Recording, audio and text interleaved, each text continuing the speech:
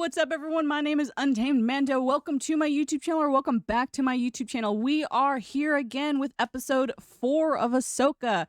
And actually, a lot of things happened in this episode. Please don't forget to hit that like button, subscribe, and don't forget to watch my previous couple of videos about Ahsoka's episode 1 and 2, and then 3, and today we're talking about episode 4. So let's dive in. Today we're going to be talking with Comic Book TV, so let's see what they have to say about this recap, and I will put in commentary where needed. So, Star Wars Ahsoka Episode 4 recap with spoilers. Of course, there are spoilers that are going to be in this video, so please, if you do not want those spoilers, come back another time to watch this video of my review. Star Wars Ahsoka is now at its midpoint, taking the live-action Star Wars galaxy down an interesting path. As Ahsoka Tano and an ensemble of heroes and villains continue their journeys, this week's installment catapulted things into a whole new direction. And we're here to break it down. Here's a spoiler-filled recap of Star Wars Ahsoka's 4th episode. And a lot of things happened. There were some good things and there were some not so great things, in my opinion. What happened in Star Wars Ahsoka Episode 4? So where we left off last time was we saw Sabine and Ahsoka trapped on this planet because they were attacked in the previous episode and they had to more or less do a rough landing, and now they are making repairs on their ship. And we see the last scene with the big baddie. He is telling his minions to go out and find the ship that Ahsoka and Sabine and Huyang were on.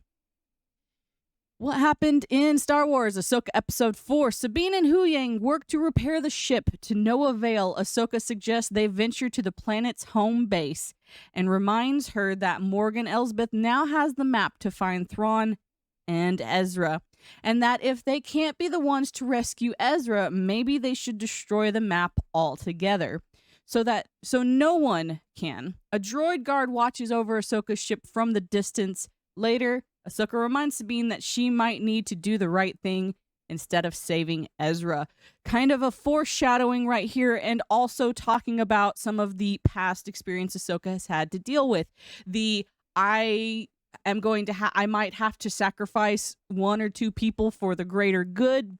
And it also brings back the callback for Ezra making the ultimate sacrifice, not knowing if he was going to be able to come back or not. He made the sacrifice of, I will sacrifice myself so that way we can get rid of the threat right now, which was Thrawn at the time. And Ahsoka is trying to gauge whether she thinks Sabine will make that ultimate decision or not. If she is willing to sacrifice Ezra a second time. Shin informs Morgan and Baylan of Ahsoka's location, but Morgan insists the droids will probably handle them first. Huyang gets attacked by one of the droids and handles business like a pro. And Ahsoka and Sabine fight the ensuing army. Ahsoka has Huyang contact Hera, and she and Sabine leave for the planet's base, promising Huyang that they will do so together, which they lie. Presumably, after hearing from Huyang, Hera, Jason, and Chopper leave on the Ghost alongside Carson Teva from The Mandalorian in the TIE Fighter, which is a callback to the episode in Mandalorian where we see the Republic TIE Fighter help Din Djarin, and then Din Djarin also returns the favor a few times. We get the sense that Hera is not going to take no for an answer, and that was one of the issues I had with the previous episode, was because I felt like Hera backed down a little too quickly. But good to see that we still have a little bit of that Republic or Rebel Hera. And, of course, we've got the wonderful TIE fighters that are going to be on her 6. And that was a really heartwarming moment. And another before this was we see Sabine putting on her Mandalorian armor. I really enjoyed that we finally get to see her do some action scenes in her Mandalorian armor. As you all that come back to the channel know, I am a big Mandalorian fan. Even before Disney purchased Star Wars, I loved the Mandalorian culture and everything about the Mandos. My name is Untamed Mando. Enough said. And I enjoyed just getting to see Sabine handle some business the Mandalorian way. She still gets her butt handed to her, and her helmet falls off, which I still don't understand. When she knocks into a tree and her helmet falls off. When in Mandalorian, we've seen Mandos get hit as hard as they could possibly get hit, and their helmets don't come off. I'm not sure that I'm not okay with that. The helmet should not have come off. But that is me. Morgan and her crew prepare their hyperspace jump to Thrawn's location just as Ahsoka and Sabine are cornered by Merrick and Shin. Ahsoka's fight with Merrick and Sabine fights Shin, giving Ahsoka enough time to catch up to Morgan and the projection of the map. Baylan tells Ahsoka that Anakin spoke highly of her and questions why she abandoned her master, which is an internal debate that she has. She blames herself, which if you've seen Rebels, you will know that on some level she blames herself for the fact that Anakin fell to the dark side. That is something that she does battle internally, and we get to see a little bit of that internal struggle where she does not want to deal with that, and Baylan is trying to throw her off and poke the bear, so to speak. So he's very much trying to poking at her weaknesses, trying to get a feel for her strength. They debate about the plan to retrieve Thrawn, and then engage in a lightsaber duel that leads to Ahsoka destroying the map. She does not destroy the map. She takes the map off of the pillar. Meanwhile, Shin and Sabine show up at the scene, with Sabine threatening to destroy the map if Baylan doesn't step away from Ahsoka. Baylan pushes Ahsoka off a nearby cliff anyway and brings up Ezra to Sabine, arguing that their plan is the best way to get Ezra back.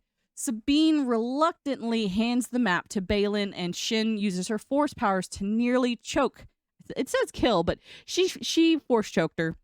Before being stopped, Baylan reactivates the map once the coordinates are fully transmitted, and he uses his lightsaber to destroy the orb so that way no one can follow them.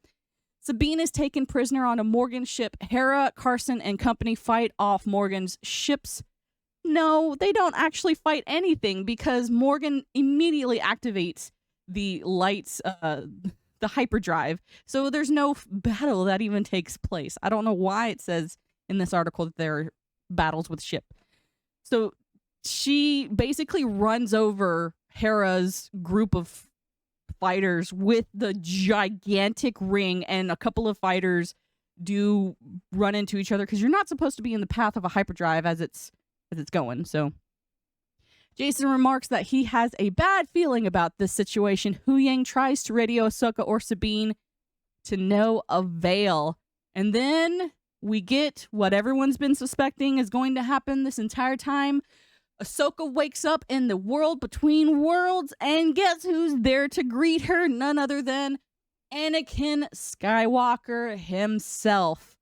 And I will have to say, it looked good. The visuals about this whole thing looked pretty good. But overall, I'd say this is, out of the 4 episodes, this is probably the best episode out of the 4. I really don't like what they have done with Sabine's character, and I've said this throughout all of my other videos.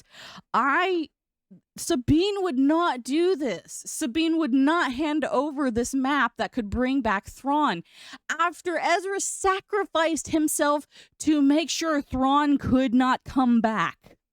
Like, Sabine, I feel like they've just gutted her character. Like, she is not the Mandalorian she once was, and I don't like it. We had her character building arc back in Rebels. She was very sure of herself. Yes, it was heart-wrenching to see Ezra sacrifice himself and basically kind of do a confession that he really cares about her. But, like, one of the things that Baylan says to her is, you feel like he was your only family. Where's Hera? What the hell? Hera? Chopper? Like, all of the members of the Ghost? Like, does she not care about them now? Like, I don't understand where they are trying to get this from. Sabine would not throw away everything Ezra did to bring him back. That's not what he would have wanted, and she knows this. That is my biggest gripe with this particular episode. Everything else about the episode, pretty spectacular. Some of the fighting was a little bit lackluster. I didn't understand why we got Ahsoka with one lightsaber, but I do love that she did her signature reverse grip.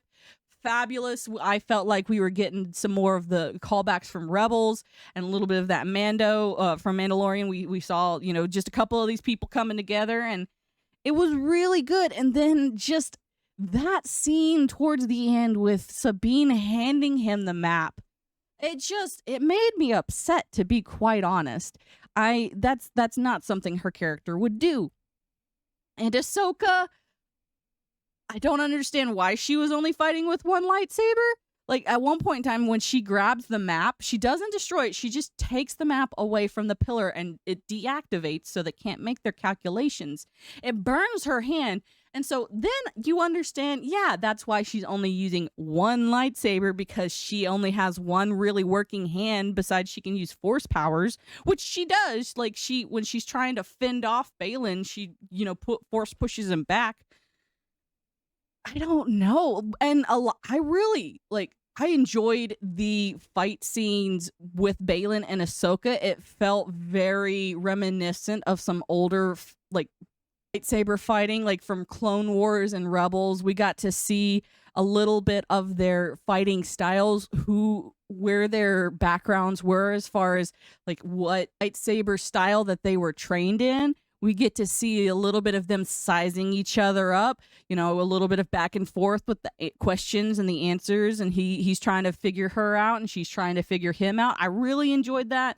I know it brought a little bit of a lull into the fight, but I enjoy that. I enjoy them doing some test strikes. They were doing some test strikes to, just gauge where that other person was. I also really do enjoy where he says, your Anakin spoke highly of you, and she's like, he never spoke of you. And then he retorts with, everybody in the Order knew who Anakin was, which, yes, I understand that. I'll let that go, but it does beg the question is, who the heck is this guy? We don't see him in Clone Wars that I'm aware of. We don't see him in Rebels that I'm aware of. He just came out of the blue, out of the ether, and just poof, I'm here. What's up, guys? And I mean, that's cool. I think that's fine. I love Balin's character. He's a fabulous villain. His presence in this episode was spectacular. I hope maybe, and granted, we don't have to get the little bit of backstory about him, but I hope we do get some backstory about him. If it's just one flashback or something, like 5 minutes, I think that would be just fine. But that is just me. Let me know in the comment down below what you guys think. Should we get a little bit of a backstory? Are we going to get a little bit of a backstory? And tell me your thoughts in the comments down below. What do you think about this episode? Have you seen this episode? What do you think about the show overall? My feelings about the show, this by far was the best episode out of all 4. I'd still give this one maybe a 6.5, 7. I'd give this one pretty solid 6.5 to 7. It had a lot of great things about it. It really felt like Star Wars for a little bit there. I feel like this is a defaming of Sabine's character and a defaming of the Mandalorian culture. She would not act like this.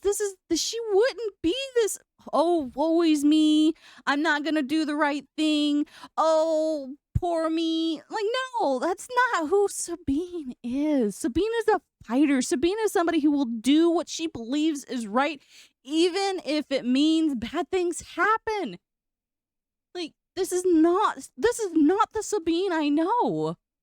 But that's me.